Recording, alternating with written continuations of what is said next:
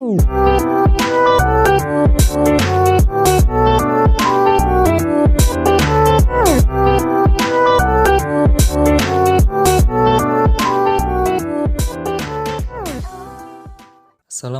warahmatullahi wabarakatuh dan salam sejahtera bagi kita semua.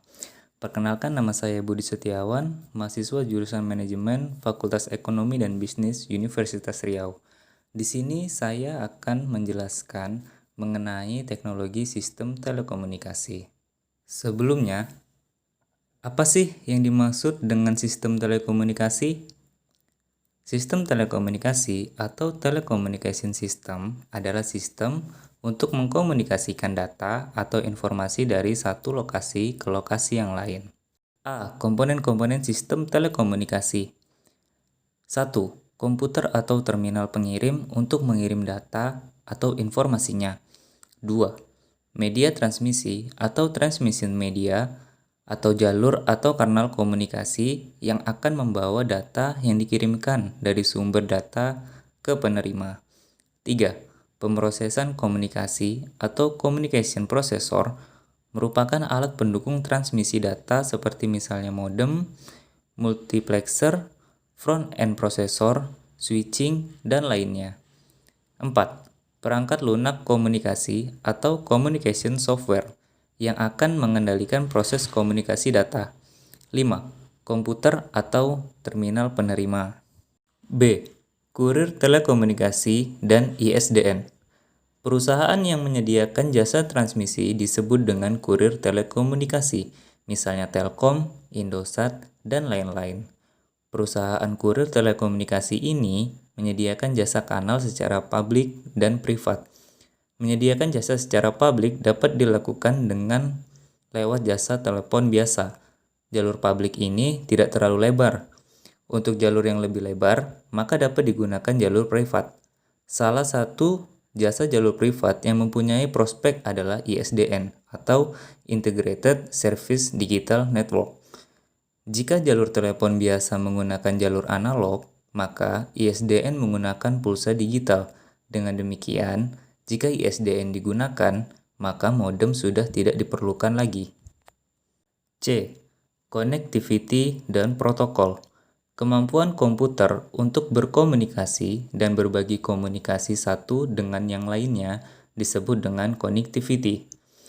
Untuk mencapai connectivity dibutuhkan standar komunikasi data yang disebut dengan protokol.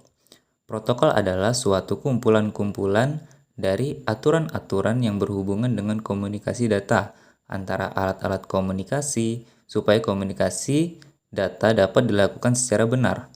Jabat tangan merupakan contoh protokol antara dua manusia yang berkomunikasi. D. Topologi jaringan. Network adalah jaringan dari sistem komunikasi data yang melibatkan sebuah atau lebih node atau sumber-sumber daya yang dihubungkan dengan jalur transmisi membentuk suatu sistem. Istilah node menunjukkan sumber-sumber daya seperti terminal komputer, printer, dan lain sebagainya. Sedangkan istilah jalur transmisi atau link menunjukkan media penghubung kabel, microwave, atau satelit. Bentuk dari jaringan ini disebut dengan topologi. Dasar dari jaringan komputer dapat berbentuk, nah di sini ada gambarnya. Itu yang pertama ada gambar yang pertama itu star network, baru ada bus network, ada loop network, ada ring network, dan hierarchical network, tree network, dan web network. E. Macam-macam jaringan.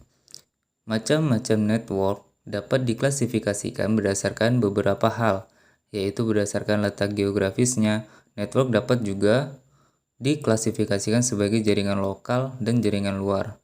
Berdasarkan arsitekturnya, network dapat diklasifikasikan sebagai berikut. Yang pertama, jaringan lokal. 2. Teleprocessing system. 3. Silent server system. 4.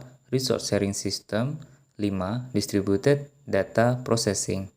Berikut adalah gambar-gambarnya dari macam-macam jaringan tersebut.